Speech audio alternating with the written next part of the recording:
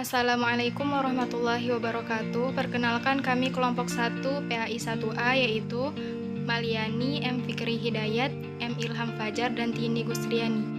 Di sini dosen pengampu kami yaitu Ibu Mila Juliawati, BSOC SC, MSOC SC.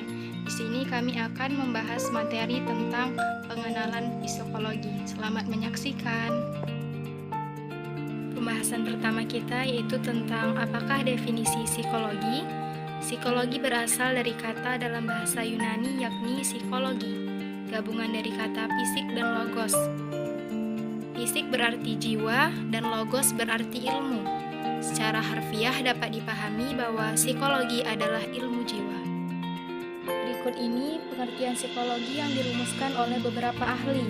Yang pertama, Singgih Dirga Gunarsa. Psikologi adalah ilmu yang mempelajari tingkah laku manusia. Yang kedua, Plato dan Aristoteles. Psikologi adalah ilmu pengetahuan yang mempelajari tentang hakikat jiwa serta prosesnya sampai akhir. Yang ketiga, Wilhelm Wundt. Psikologi merupakan ilmu pengetahuan yang mempelajari pengalaman-pengalaman yang timbul dalam diri manusia, seperti perasaan, panca indera, pikiran, merasa atau feeling, dan kehendak. Yang keempat, Immanuel Guito. Psikologi adalah ilmu pengetahuan tentang jiwa yang dapat dilihat atau diobservasi perilaku atau aktivitas yang merupakan manifestasi atau penjelmaan jiwa itu. Dari beberapa pengertian psikologi tersebut menunjukkan beragamnya pendapat para ahli psikologi.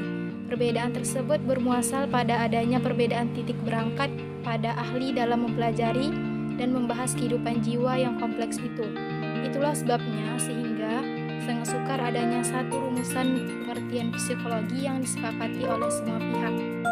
Dapat disimpulkan, psikologi memberi pengertian bahwa psikologi adalah ilmu pengetahuan yang mempelajari semua tingkah laku individu yang tidak dapat dilepaskan dari proses lingkungan dan yang terjadi dalam diri individu tersebut. Apa yang terjadi dalam diri pribadi tersebut disebut sebagai proses mental. Letak psikologi dalam sistematika ilmu. Untuk mengetahui letak psikologi dalam sistematika ilmu, kita dapat meninjau ini secara mendalam dalam sejarah psikologi. Psikologi yang mula-mula tergabung dalam filsafat akhirnya memisahkan diri dan berdiri sendiri sebagai ilmu yang mandiri. Hal ini adalah jasa dari Wilhelm Wundt yang mendirikan laboratorium psikologi yang pertama-tama pada tahun 1879 di Leipzig untuk meneliti peristiwa-peristiwa kejiwaan secara eksperimental. Di dalam laboratoriumnya, Wundt mengadakan eksperimen dalam rangka penelitian-penelitiannya, sehingga beliau dipandang sebagai bapak dari psikologi eksperimental. Laboratorium Wundt kemudian menjadi pusat penelitian dari banyak ahli untuk mengadakan eksperimen. Dengan perkembangan ini, maka berubahlah psikologi yang tadinya bersifat filosofis menjadi psikologi yang bersifat empiris. Psikologi merupakan salah satu yang termasuk dalam ilmu perilaku, di samping antropologi dan sosiologi. Dengan demikian, maka akan jelas bahwa psikologi sebagai suatu ilmu merupakan ilmu tentang perilaku dan merupakan ilmu yang berdiri sendiri, tidak tergabung dalam ilmu-ilmu yang lain. Tujuan mempelajari psikologi. Tujuan mempelajari psikologi sendiri itu adalah agar lebih mengenal diri sendiri, mengenal siapa aku, dan dengan pengenalan ini seseorang bisa menyesuaikan dirinya dengan orang lain. Dari sinilah kemudian muncul bergaul dengan orang lain, tahu mengapa orang harus berpikir, berperasaan, berbuat menurut caranya sendiri. Ruang lingkup psikologi ditinjau dari objek kajian dari psikologi adalah dapat lihat pada dua hal, yaitu A. Psikologi yang menyelidiki dan mempelajari manusia, B. Psikologi yang menyelidiki dan mempelajari hewan, yang umumnya lebih tegas disebut psikologi hewan. Di sini kita akan membahas psikologi yang berobjekkan manusia. Hal ini dapat dibedakan dalam dua hal, yakni psikologi umum dan psikologi khusus. Psikologi umum adalah psikologi yang menyelidiki dan mempelajari kegiatan atau aktivitas psikis manusia pada umumnya yang dewasa, yang normal, dan yang beradab atau berkultur. Psikologi khusus adalah psikologi yang menyelidiki dan mempelajari segi-segi kekhususan dari aktivitas-aktivitas psikis manusia. Hal-hal yang khusus yang menyimpang dari hal-hal yang umum dibicarakan dalam psikologi khusus. Psikologi khusus dapat dipahami dengan melihat beberapa pembagiannya, di antaranya 1. Psikologi perkembangan.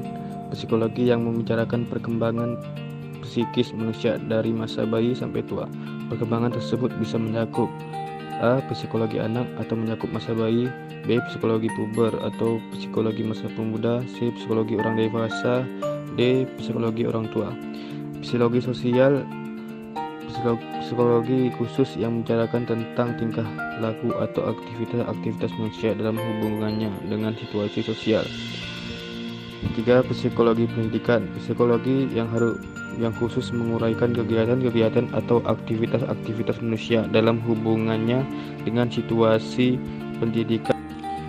4. Psikologi kepribadian dan tipologi. Psikologi yang khusus menguraikan tentang struktur pribadi manusia, mengenai tipe-tipe kepribadian manusia. Hubungan psikologi dengan ilmu lain. Berikut ini beberapa hubungan psikologi dengan ilmu lain. 1. Hubungan psikologi dengan biologi.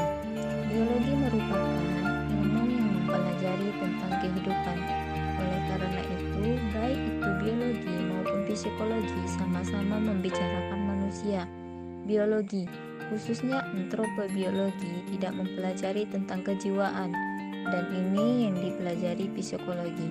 Mengenai soal keturunan, baik psikologi maupun antropobiologi juga membicarakan mengenai hal ini.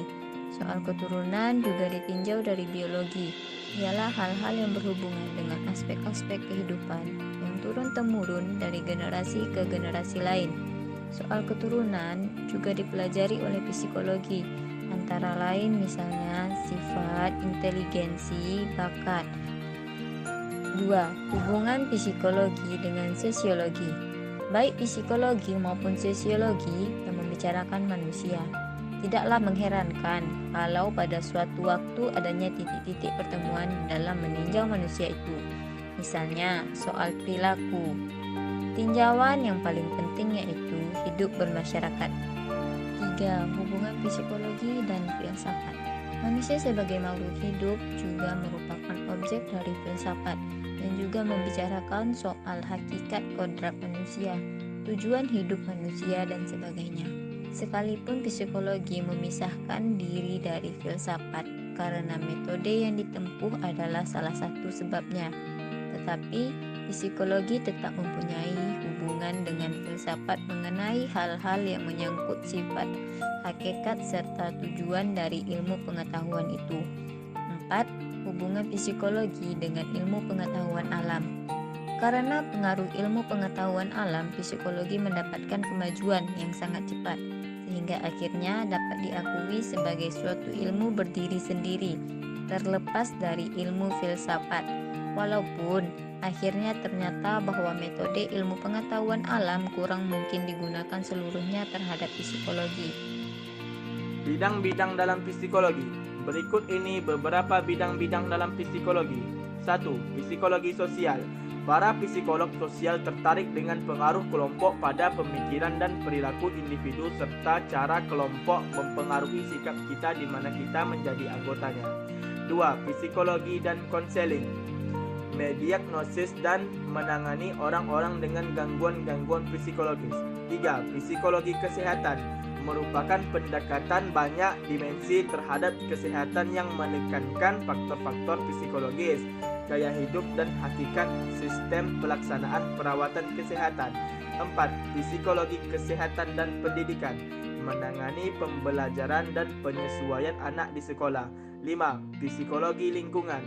Merupakan kajian interaksi antara manusia dengan lingkungan fisiknya. Metode ilmiah dalam psikologi. 1. Pendekatan ilmiah. Terdapat 4 sikap dalam pendekatan ilmiah. A. Rasa ingin tahu. Ilmuwan memperhatikan hal-hal di dunia seperti sebuah binatang di langit, serangga, dan orang bahagia. Mereka ingin mengetahui apakah dan bagaimana sesuatu seperti itu bisa terjadi. B. Skeptis.